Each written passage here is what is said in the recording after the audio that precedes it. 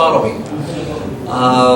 We are going to discuss a question which follows on the previous discussion, and that is, I thought that for our discussion we would focus on the question, how do we go from the concepts to the percepts, to use a sophisticated term, that is, to the point where instead of just having ideas that yes, we must love the earth, we must honor the earth and so forth, how do we actually do it so that it becomes a matter of perception, so that we actually see the earth as sacred, so that we see life as sacred, so that we see existence itself as sacred and all of its manifestations.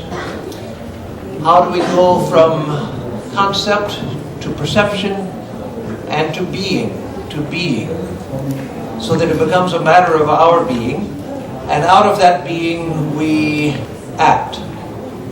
Usually in the modern world, we often think that action comes first. There's no time to think, there's no time to worry about being. We got to get out there and act. Well, there's a good reason for that, but it's missing the larger point that action comes out of being. And unless our being is taken care of, that is who we are and how we see, our actions won't be true. So just to give it a brief introduction, a little further introduction to the question, and then I'll turn it over to the participants. In the Hindu tradition, a traditional Hindu would, when waking up in the morning, on getting out of bed and putting their feet first on the earth, they would say Kshamaswa, which means forgive me, but not really forgive me. It doesn't mean it's a matter one feels guilt or one feels unworthy, but one recognizes that I'm stepping on Mother Earth. One recognizes that I'm stepping on Mother Earth and I will be moving about on Mother Earth. And so I should be responsive to Mother Earth and recognize her as a responding being, the source of my being. When first seeing the rising sun, one would salute the rising sun and make offerings to the sun. So what are some of the ways that we can find in our different traditions to learn to take the concepts and make them part of our way of seeing, our way of being, and our way of acting? And just one more thing, one more example let me give. One of our swamis, one of our Indian swamis who lived for many years in New York, he passed away back in the early 1950s. What a great man. He used to say that when he was a young boy, when he was 12 years old, in his village in what is now Bangladesh, but which used to be part of unpartitioned India, he one day, as boys will do, he was kicking the earth, just kicking the dirt around the house. And his mother said to him very sweetly, not scolding, not meanly, but very sweetly, he said, "My boy, this is your Mother Earth. Don't kick her. Why should you kick her? No, don't do that. To respect your Mother Earth." And he said that for the rest of his life, that instruction stayed with him. That yes, to respect my Mother Earth. So again, what are ways that we can come to a deeper sense of, or not a different sense, a deeper perception of the sacredness of all things and the importance of protecting the earth, not just as a concept, but coming out of our very being, out of our very perception and being. So now I want to first turn to Richard Cizik, here to my left, who is the founder and head of the, I believe you're the founder, you must be the founder, of the New Evangelical Partnership for the Common Good. And let me just preface my question, the question to him, by saying that oftentimes in the present day world, many people look on Christianity as part of the problem. That is, that Christianity has taught, as Father Michael said in the earlier session, has taught domination and so forth. And yet we find someone like Richard, who is a powerful voice, an effective voice for the common good, and in particular for environmental concerns and climate change. And so I want him to address and to answer that sense that some people have, and say how it is that he, as an evangelical Christian, has come to this deep perception and to this deep commitment to work for the welfare of the earth. preacher. Thank you, Swami. My friends in the Global Peace Initiative of Women, as you have met them and are meeting them now on this panel and are sitting in the audience, are incredible teachers to me, and I hope that you would regard them as such as well. So it's my privilege to be with each of you. I would answer, Swami, that question by a little bit of what evangelical Christians do, which is they tell stories, narratives. Jesus did that. And I would like to tell you very quickly, with my brief amount of time, a story. It's the story of a young man who grew up on the farm in the dirt of eastern Washington State, who learned from his father, a farmer, to love the land. Went off to college, even in his senior year, led a protest against a development project to tear down all the trees leading into that college in Washington State. And years later, even went to seminary and got a training in the scriptures, and went to graduate school and got further training in the scriptures and the relationship of Bible to Christianity, and rose, as a result of that education, to be the top staff person for the largest evangelical association in America, who went in 2002 to the Oxford Conference on Climate Change. Now, I need to say, my cohorts, my board members said, don't go. I said, why not? They said, you might be persuaded. I said, of course, that may be the case. Of course, I went. And I was persuaded that what I heard about climate change changed my entire faith. I said of it a conversion. Now, Christians, if you know the evangelical variety, talk a lot about conversion and converting others. I went there and I said, as a result of learning that what we were doing to the planet forever, much of which could never be reversed, was a conversion. And I came back to the United States in 2002 and began to preach it. That's what we do in our community. We preach it, we tell the story, and I began to do that. And a great opposition arose. I did it for 6 years until I gave an interview on fresh air, and it's an NPR program in America, and I jokingly say I gave too much fresh air. Because I was asked to resign, and since that time I've been telling this story, in part because it is the story in many respects of what has happened to Christianity, because I do not believe the Bible, which teaches from beginning to end, in Genesis to Revelation, that we should care for the earth, protect it. That's Genesis 2, all the way to the final book, Revelation, that says in the Apostle John's vision that those who destroy the earth will themselves be destroyed. So it is not Christianity, Swami. It is politics. I left the United States just a few days ago. And I usually speak the truth. I try to do so in love, but I will speak it now and say the increasingly. Now, this is a presidential year, if you don't know, in America. A year from now, we will have a new president. But I look at what I see. I have to say, from my Republican candidates for the White House, and I say what I hear is increasingly sexist, it is racist, and it's anti-intellectual, and it's bigoted public discourse. And it's disturbing that so much of this is right below the surface. And I guess it's beneficial to see the true colors come out, because so many of them have attempted to pass themselves off as Christians in the past. But it is breathtaking to me what they have said in recent days. And if it isn't to you, it should be. It should be unsettling, it should be disturbing, because it's utterly, in many respects, depraved. And so what I would answer your question, Swami, by saying is this.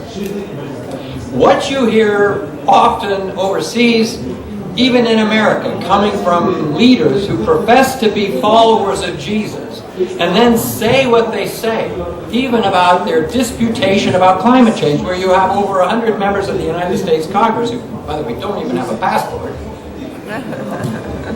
Ponder that idea for a moment, and do not believe that what is even occurring is real. And this is the leadership of America in so many respects. Not coming from President Obama, mind you, and not in any respect. Or Todd Stern, his representative, I just saw a few minutes ago here. But from large segments of the American religious and political establishment in America, that is true. And so the public perception, in closing, is true. The public perception is all too affirmed by many. But do not let that public perception confuse you, because the scriptures, the person of Jesus, the God who created it, says, care for it, protect it, and I will destroy those who destroy it. That is a promise. And we are doing it in many respects, as our Buddhist teachers teach us who are Christians, to ourselves. I would simply say, I do the following, I try to persuade people, and I use, closing, the 5 Ds, to move people from I will not think about this, I will deny it, that is, I won't, to I might, that's called deliberation, to I will, that's called design, to I am and I'm doing it and I have, and that's called defending. And that 5 Ds is the transition, the transactional intellectual process psychologists tell us occurs when you move people. You spiritually move people, and that's what we are doing here today as leaders. Moving people in this direction to being defenders, doing what God would have us to do, because ultimately He owns it. We don't own it. And thank you very much for listening to my story. God bless you. Thank you, Richard. And I just want to add to, not to what Richard said, but to what you know about Richard, that he's a man who knows practically everyone who's in a position of power in the U.S. He's a man of great integrity, a man of great honesty, a man of great commitment. And so I want to say that I knew what type of thing he would say in answer to my question, and I gave intentionally a negative beginning so that he could answer the negativity with something very positive. That is, beginning with the question, Christians are often blamed nowadays for being anti-science, especially, again, in America, not so much in Europe.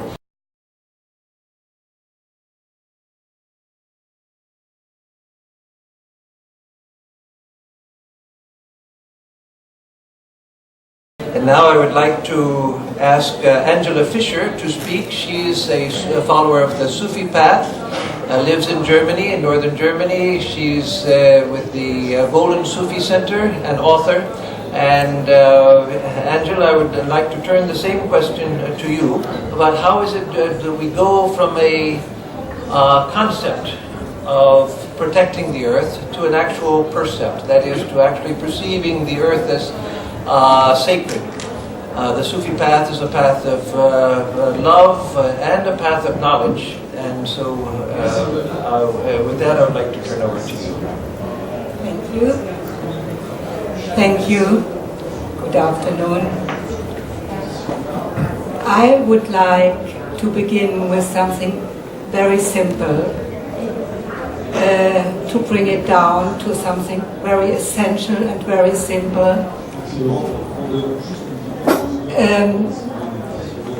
What is it, what we are all doing? Everyone here in the room and everyone who is alive, we breathe.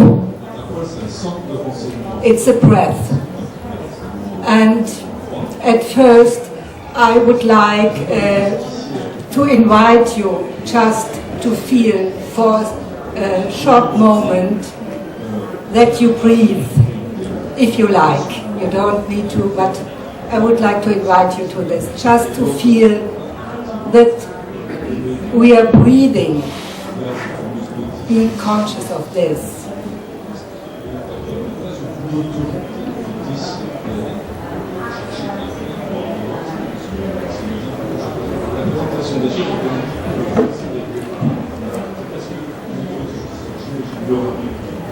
With our breath, we connect, we can say we connect heaven and earth within us.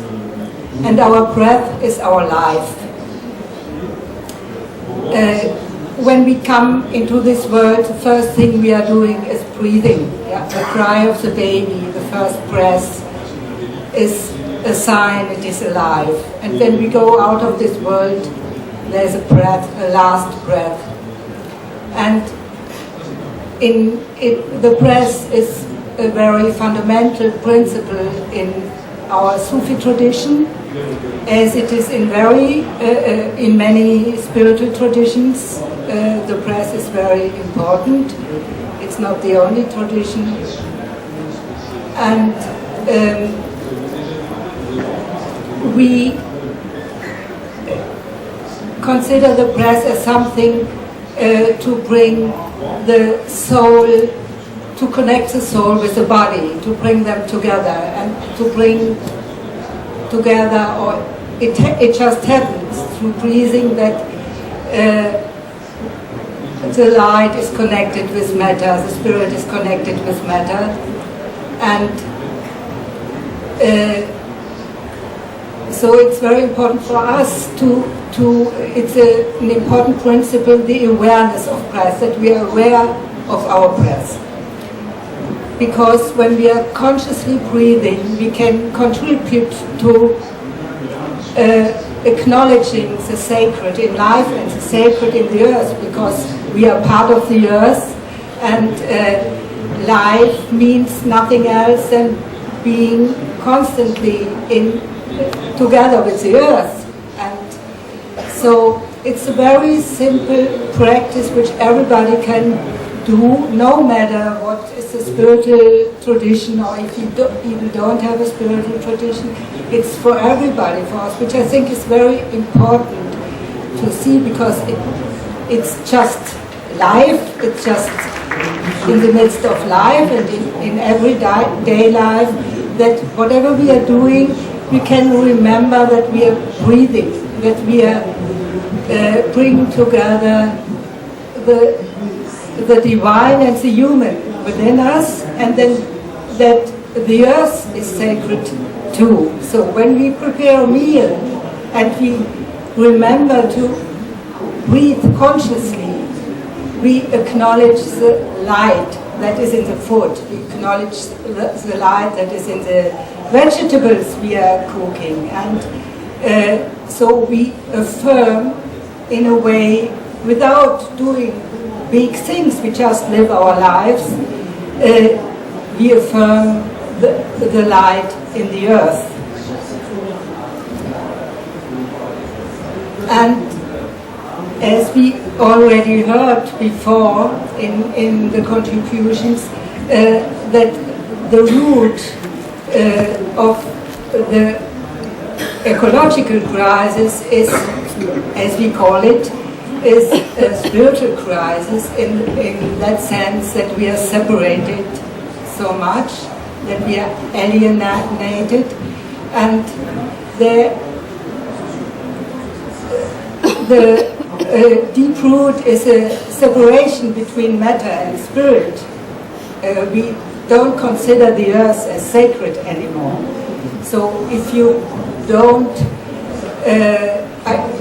acknowledge the soul in something, the divine in something, the sacredness in something, you just treat it like we do.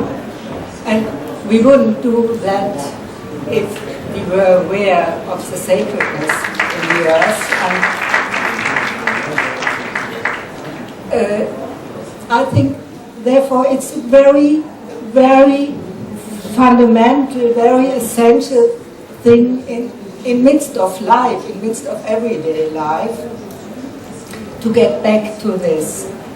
And another thing about breath is space.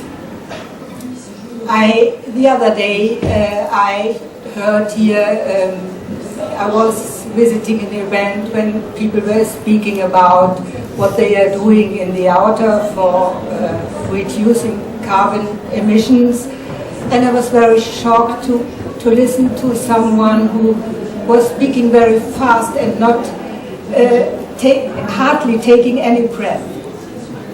So I thought, this is what we are unconsciously doing very often, that we don't leave space, a space which opens up for more than cause and effect, problems and solutions, but more the mystery that can come into it. Though, like we all know from science, that matter is mainly space. There is so much space between the atoms, so much space between the electrons, there's so much space between the stars in outer space. It's much more space than something. So, and through consciously breathing, we allow for this space, which is a feminine quality, which we have forgotten a lot. You know, a feminine quality in all of us, not only in women, but to leave space so we can open up for a kind of receptivity. We can open up for listening, which we heard already. So we stop thinking and having concept of what we can do, just rather more listening what maybe is in the space of infinite potentials, which are maybe wanting to come into life. So I wanted to point to that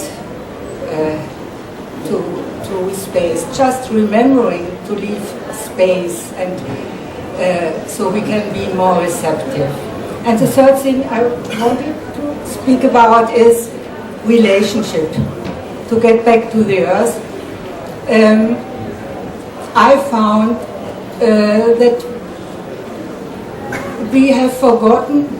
I mean, we somewhere know we are part of the earth, we are one, but somehow we have, or many of us have forgotten that we really can be in a relationship with the earth, except the indigenous traditions, they know. But in the West we have forgotten that we really can relate.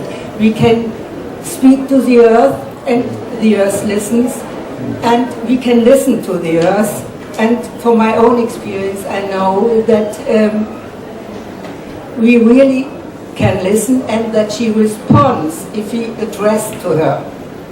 So when we see what is all the negotiations that are happening here are about what concepts do we have, what can we do.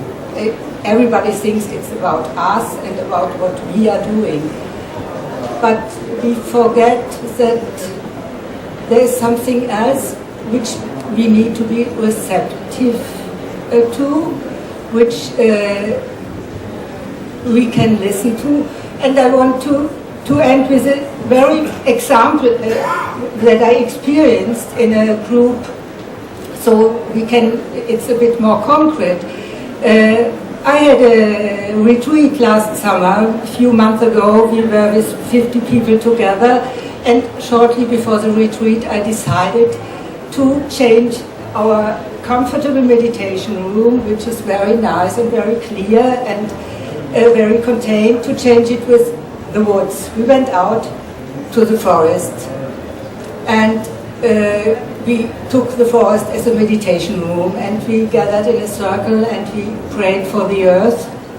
And then everybody of us, we were silent all the time, we did it in silence, and everybody went to a place or to a tree they felt familiar to, and just try to listen and just try to connect their light with the light in the earth. And afterwards we shared, and there were so many experiences of how much the earth responded. There's really a response, and I think that is something we have forgotten. We don't even listen, so we cannot hear how she responds to us. And that is my last suggestion I wanted to do. Yes, thank you, Angela. It's very good, and that's a extremely important point. That the reason why, as I said, that the traditional Hindu would say Kshamaswa, forbear with me as I step on Mother Earth, salute the sun.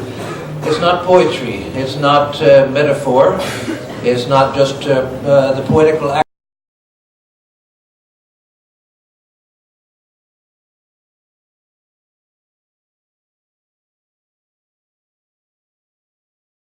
personality. I'm protecting against your personality, but where personality means responsiveness, and that the earth responds if we respect the earth.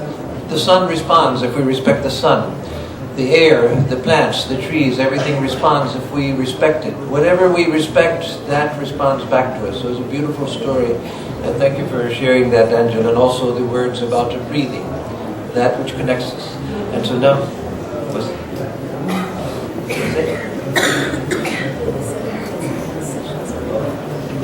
okay, now I would like to turn it over to Tiokasin Ghost Horse, who is a member of the Lakota Nation of Turtle Island, what some people nowadays call the United States, a member of a tradition where this is the heart of his tradition. And so we ask him to speak with us.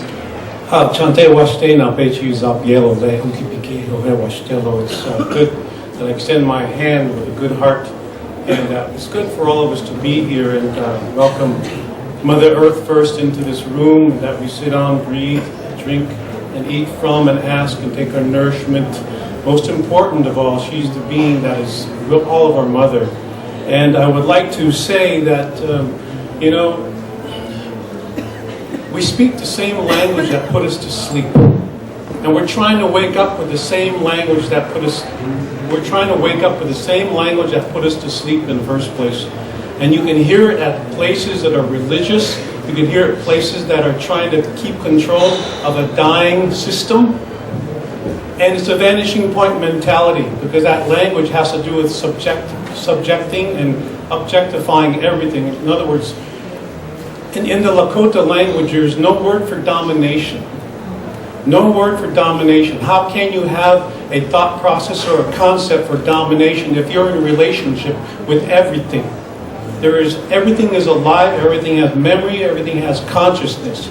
And for the last 2,000 plus years, we've been doing it that way, where domination is at hand and we try to hold it at bay, and it causes wars. You argue over God.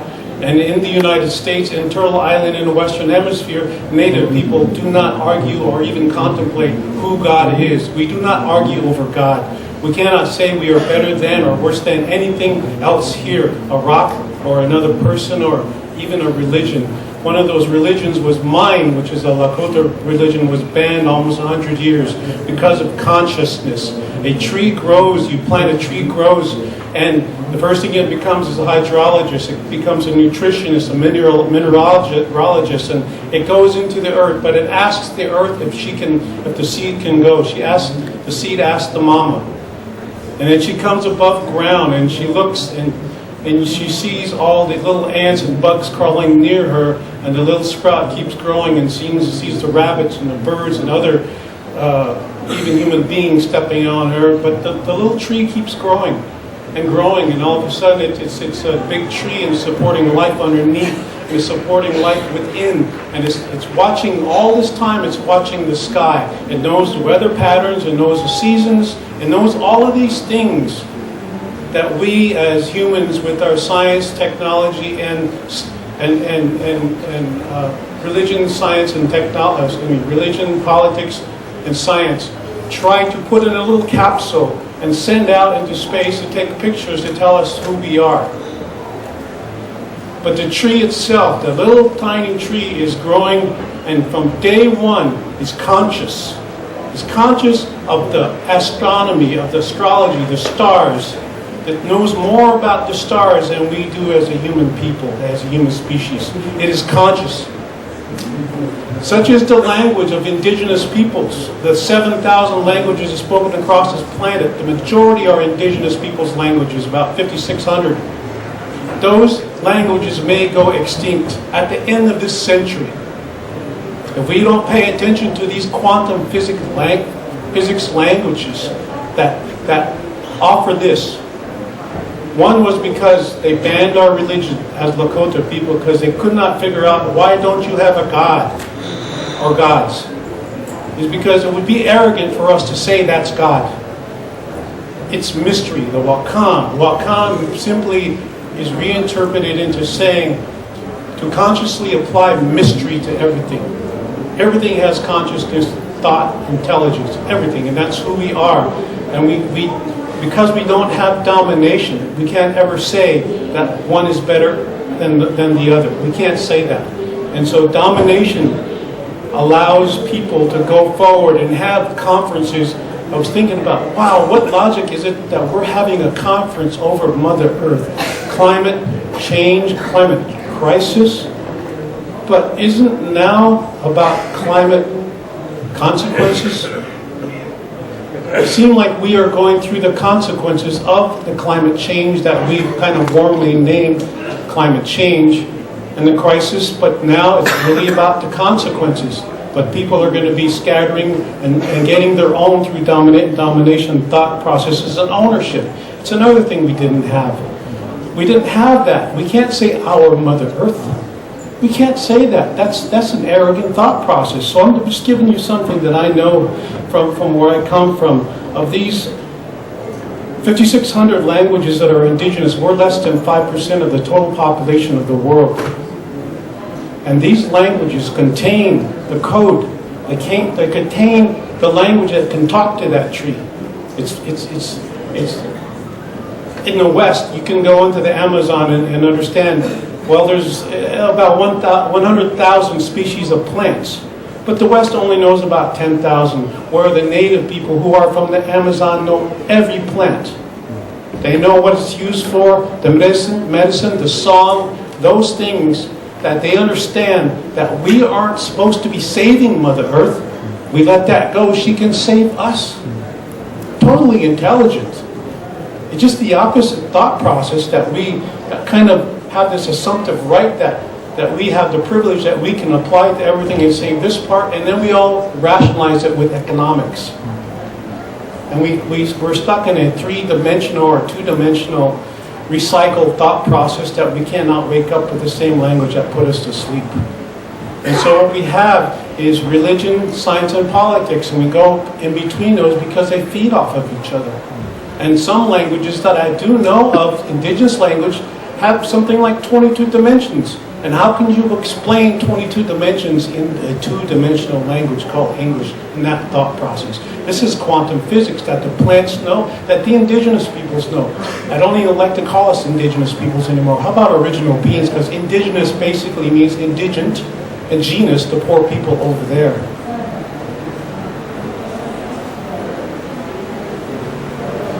I have tobacco, and before I came here, I asked one thing. I asked Mama Earth if we could do this. That's my first practice. Swami said that he says he apologizes when he steps on Mother Earth. I go one root deeper. I ask Mama Earth if I can do this. That's not a secret. That's one thing that we can all start doing. We think about how to do things. We don't have manuals, but here's how I know my ancestors went and did this thing. Even though it was illegal to speak our language and things, I'm not going to talk about that. I want to talk about how we got through it. The Kogi from South America came to the Lakota Nation and asked us, how did you survive it? How did you people from Turtle Island survive it?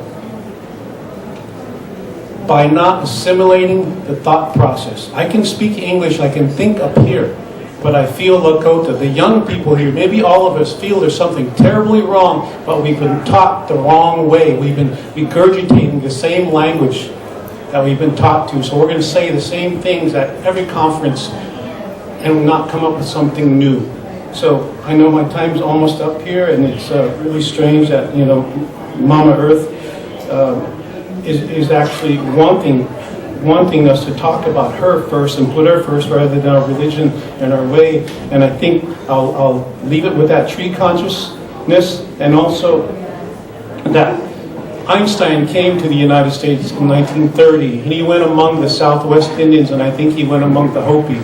And without the Hopi being in school, totally assimilated in 1930, he went forward and he asked, and he came up with this thought process, that he was talking to 12-year-old children of the Hopi Nation. And he said, without the education that these 12-year-old children of all the world that he's been through, that these 12-year-old native children were the most prepared to understand the theory of relativity, and because the language they spoke. Now, education. Do not educate the wisdom out of yourself. We think about education, it means educe, it means seduce, to draw out or lead away from. So that's why I say do not educate the wisdom out of yourself. And there's so much more I could say. To understand consciously what that means to us. Consciously, there is a conscience and there's consciously. And we're stuck in that box of conscious, right or wrong, rather than being conscious like the tree in nature. Thank you. Thank you.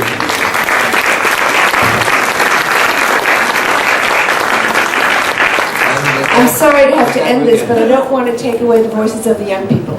So we have a very brief time left, and so I want to ask the young people to come up now. As I said, we had planned for a much longer time than we had